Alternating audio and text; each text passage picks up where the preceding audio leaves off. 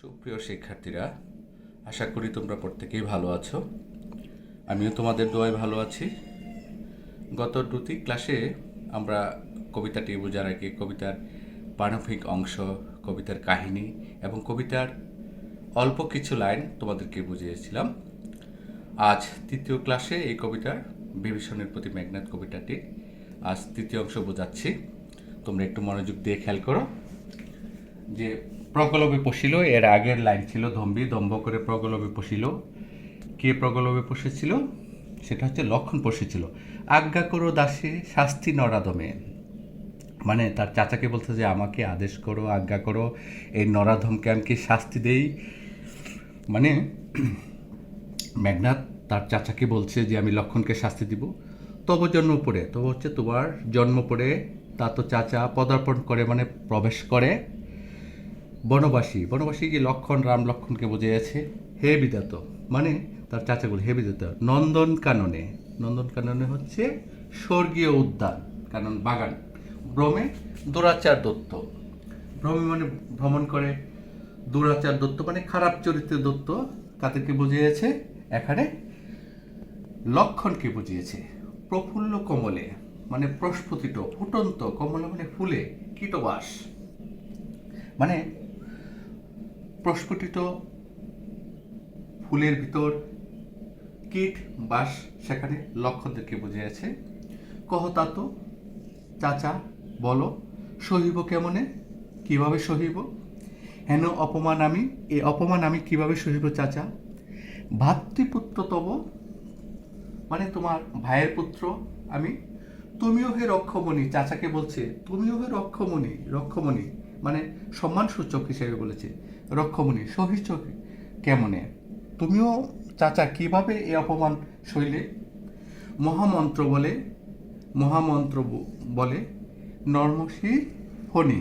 এই নর্মশির ফণি বলতে যে মাথা নিচু করা, মন্ত্রে বলে বিন বাজিয়ে যখন সাপড়ির খেয়াল করবে, যখন সাপ আস্তে আস্তে যখন মাথা নিচু করে, ফণিবদ্ধ সাপ, ঠিক মলিন বদল লাজে মানে ম্লান মুখে, একদম কষ্টে, মলিন বদল লাজে মানে লজ্জায়।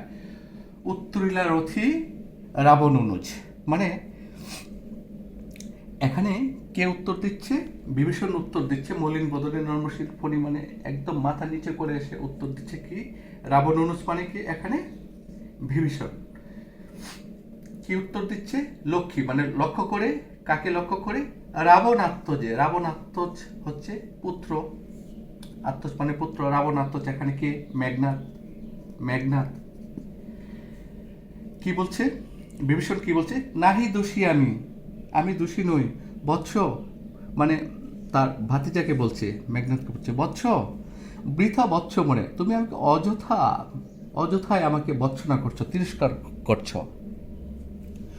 তুমিও মোড়ে বৃথা বৎস মোড়ে, তুমি মানে তুমি আমাকে অযথায় বৎসনা করছো। নিজ কর্মদোষে হায় মজাইলা, মানে নিজের কর্মদোষে হায় মজাইলা। মজাইলা মানে বিপদগ্রস্ত করলা। এ কনক লঙ্কা রাজা মানে স্বর্ণরূপী এই লঙ্কা রাজা, তুমি নিজেই মানে ওই যে কোন কলঙ্কটা তোমরা কবিতার প্রথমে বলেছিলাম যে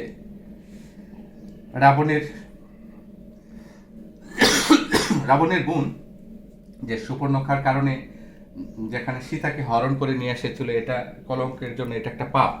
সীতাকে হরণ করে আনার জন্যই মজিলা আপনি মানে বিপদগ্রস্ত নিজেও হলা।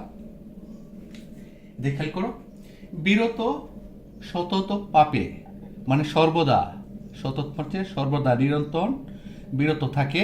পাপে দেবকুল, সমস্ত দেবতারা সবসময় পাপ থেকে দূরে থাকে। এবে এজন্য মানে এজন্যই পাপপূর্ণ লঙ্কাপুরী, পাপপূর্ণ এই লঙ্কাপুরী প্রলয়ে মানে ঝড়ে, যেমতে হলো যেমন, যেভাবে বসুধা ডুবিছে এ লঙ্কা কাল সলিলে। কাল সলিলে এখানে নেগেটিভ অর্থে বোঝাচ্ছে যে বসুধা তো তোমরা জানো পৃথিবী, এই লঙ্কা ডুবছে, প্রলয় মানে ঝড়ে, এই কারণেই কাল সলিলে এই লঙ্কা ডুবতেছে, এরকম অবস্থা। রাঘবের পদাশ্রয়ে রক্ষার্থে আশ্রয়ীতেই আমি। রাঘবরা কারা, এর আগের ক্লাসে তোমাকে রঘুবংশের শ্রেষ্ঠ সন্তান, এখানে রামকে বোঝানো হয়েছে, প্রাচীন সূর্য বংশের শ্রেষ্ঠ সন্তান রাম। পদাশ্রয়ে মানে পায়ের আশ্রয়ে, রক্ষার্থে আশ্রয়ী তেই আমি, মানে সেজন্য আমি। পর দোষে কে চাহে মজিতে, মানে পর দোষে, পরের যে দোষ মানে তার যে এই যে ভাইয়ের যে দোষ, মানে মজিতে মানে বিপদগ্রস্ত হইতে কে চায়। রুশিলা বাসবত্রাস মানে রাগান্বিত হলে, রুশিলা বাসবত্রাস, বাসবত্রাসকে মেঘনাদ, কারণ বাসব বা দেবতাতে রাজা বাসবদের সাথে যুদ্ধ করে মেঘনাদ বা ইন্দ্রজিৎ বাসবরাজকে সেখানে মেঘনাদকে ভয় পায়, এই জন্য বাসবত্রাস। গম্ভীরে যেমতি, খেয়াল করো, গম্ভীরে যেমতি নিশীতে অম্বরে মন্ত্রে যেমতে, গম্ভীরে যেমন নিশীতে রাতে, অম্বরে হচ্ছে আকাশ, মন্দ্রে হচ্ছে শব্দ, যেমন মেঘের ডাক, কুপি মানে ক্রুদ্ধভাবে, যেভাবে রাতে যেভাবে মেঘের ডাক, যেভাবে বিদ্যুতের মতো গর্জন করতে শুরু, সেভাবে কি রুশিলা মেঘনাদ সেভাবে রুশল মানে রাগান্বিত হলো। কহিলা বীরেন্দ্র বলি, মানে কে কহিল বীরেন্দ্র বলি, এই মুহূর্তে হচ্ছে মেঘনাদ। ধর্মপথগামী, চাচাকে বলছে ধর্মপথগামী, হে রাক্ষস রাজানুজ, সে রাক্ষস রাজানুজ মানে কি রাক্ষস রাজার অনুজ মানে কি ছোট ভাই, তার চাচাকে বলছে, বিভীষণকে বলছে যে সেই রাক্ষসের বিখ্যাত জগতে তুমি বিখ্যাত, বলো তো কোন ধর্মমতে কহ দাসে, মানে আমি দাসকে আমাকে বলো দাসে শুনি। জ্ঞাতিত্ব মানে জ্ঞাতিত্ব মানে কি নিজেদের আত্মীয়, ভ্রাতৃত্ব মানে ভাইয়ের আত্মীয়, জাতি, এ সকলে দিলা জলাঞ্জলি, সবকিছু তুমি জলাঞ্জলি দিলে, বলো তো কোন ধর্মে আছে, সবকিছু কোন ধর্মতে তুমি এগুলা সব জলাঞ্জলি দিলে, জ্ঞাতিত্ব, ভ্রাতৃত্ব, জাতি, জলাঞ্জলি দিলে। শাস্ত্রে বলে গুণবান যদি, খেয়াল করে, গুণবান যদি পরজন যদি গুণবান হয়, গুণহীন স্বজন তথাপি নির্গুণ স্বজন শ্রেয়, খেয়াল করে দেখো, স্বজন শ্রেয় পর সদা, মানে গুণবান যদি পর মানুষ হয়, তারপরও গুণহীন স্বজন সবচেয়ে ভালো। কি বলছে, পর সবসময় পরই থাকে, সে কখনো আপন হয় না। খেয়াল করে দেখো, এই শিক্ষা হে রক্ষবর, তার চাচাকে বলছে, এই শিক্ষা হে রক্ষবর, চাচা কোথায় শিখিলে, কিন্তু বৃথা গঞ্জি কিন্তু অযথা তোমাকে আমি ভৎসনা করছি, তিরস্কার করছি। হেন সহবাসে মানে তাদের সাথে মিশে, সহবাসে মানে চলাচল, মিশা। হে পিতৃব্য মানে চাচা, বর্বরতা কেন না শিখিবে, বর্বরতা হচ্ছে খারাপ কাজ, বর্বরতা কেন না শিখিবে। গতি যার নিজ মানে যার চলা নিকৃষ্টদের সাথে, তার চিন্তা নিজ সে দুর্মতি, তার নিচ চিন্তা তো তার হবেই, মানে একথা মেঘনাদ বলছে চাচাকে যে সৎসঙ্গে স্বর্গবাস, অসৎসঙ্গে সর্বনাশ, এই কথাটি তোমরা অনেকেই জানো। আমরা কবিতার তোমাদের বিভীষণের প্রতি মেঘনাদ, এই কবিতাটির আজ শেষ অংশটুকু বুঝলাম। এখন তোমরা খেয়াল করে দেখো যে বিভীষণের প্রতি মেঘনাদ বারবার চাচাকে তাদের বংশক্রমিক ঐতিহ্য সবকিছু স্মরণ করিয়ে দিচ্ছে। রাম লক্ষণদেরকে কিভাবে এই লঙ্কাপুরীতে এলো, কারণ বিভীষণের সহায়তায় লক্ষণ এই নিকুম্বিলা যজ্ঞাগারে প্রবেশ করেছিল। প্রবেশ করার মুহূর্তেই যখন চাচাকে দেখলো, চাচার উদ্দেশ্যে মনের কষ্টে অনেকগুলো কথা বলল, নিজেদের বংশ ঐতিহ্য বিভিন্ন ধরনের শব্দ চয়নের মাধ্যমে চাচাকে বারবার স্মরণ করে দিচ্ছে নিজেদের। আমরা কবি মাইকেল মধুসূদন দত্তের বিভীষণের প্রতি মেঘনাদ কবিতাটি আমরা বাড়িতে খেয়াল করে দেখো, আমি তোমাদেরকে বই দেখাচ্ছি।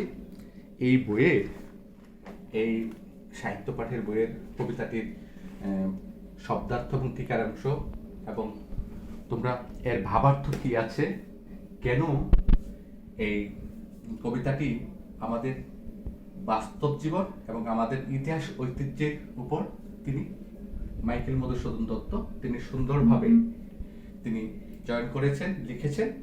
আমরা যদি জানি যে কবি মাইকেল মধুসূদন দত্ত পাশ্চাত্য সাহিত্যের ভাবধারায় অনুপ্রাণিত হয়ে মানবিকতার যে আসল দিকটি তিনি তুলে ধরেছেন, সেখানে পুরাণে রাক্ষসাস রাবণের প্রতি আমাদের যে ঘৃণা, আমাদের কষ্ট, আমাদের ক্রোধ, রাগ সব কিছু কবি মাইকেল মধুসূদন দত্তের হাতের ছোঁয়ায় রাবণকে তিনি এক মানবীয় দৃষ্টিকোণ থেকে আমাদের পাঠক সমাজের কাছে সুন্দরভাবে তুলে ধরেছেন। কবিতাটির কিছু অংশ তোমাদের এই পাঠ্য বইয়ে আছে, যে বিভীষণের প্রতি মেঘনাদ। আশা করি তোমরা ক্লাসটি সুন্দরভাবে দেখেছো। ভবিষ্যতে তোমরা এই ক্লাসটি এর পরবর্তী ক্লাসে তোমরা থাকবে। করোনাকালীন সময়ে তোমরা প্রত্যেকেই বাসায় থাকবে। অনলাইন ক্লাস থেকে তোমাদের আবারও শুভেচ্ছা জানাচ্ছি। আমি পিয়ার মোহাম্মদ, প্রভাষক, সরকারি নজরুল কলেজ, ত্রিশাল, ময়মনসিংহ। আজ এ পর্যন্তই। তোমরা প্রত্যেকেই ভালো থেকো। ধন্যবাদ।